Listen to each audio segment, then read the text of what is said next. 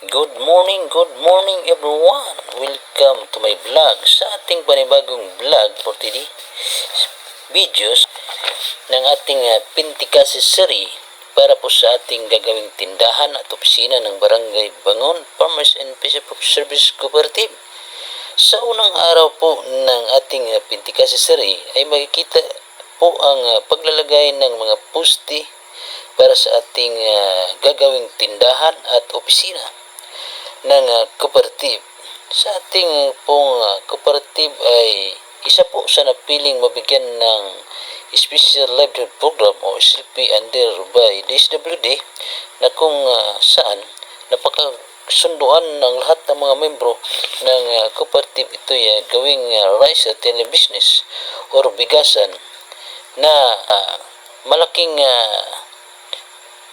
kailangan o kinakailangan po dito sa barangay ng Barangay Bangon. Nawa po ito ay mag-success itong business ng kooperatiba sa pagdating ng panahon. So, yun nga guys.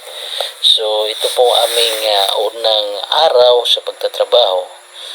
Talagang puspusan po ang paggawa o pagtatayo po ng mga poste. So, mayroon po itong 6 na poste na kung saan ito po ang sa Emprad na magsisilbing tindahan at sa likod yun na po ang gagawing opisina. So ito po makita po natin dito, no, mayroon lang mga ilang membro na nandito, gawa na yung iba nataon din na malaki yung tubig o dagat sa ngayon. Kaya busy po yung mga ibang membro ng kooperatiba.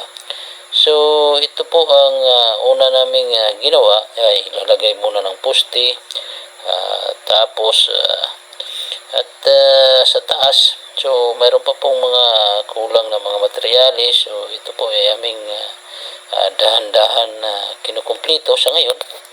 So kailangan lang po talaga muna dahil sa ganitong mataas yung tubig, kailangan talaga at itong poste at yung tatambak kasi aabot po kasi ng dagat itong aming area, bagamat matalaas na, pero pag malaki talaga yung dagat so inaabot siya. So ito pong gagawin ito next tatambakan, tapos lalagyan po ito ng palibot ng hollow block para tumaas kanyang level ng lupa.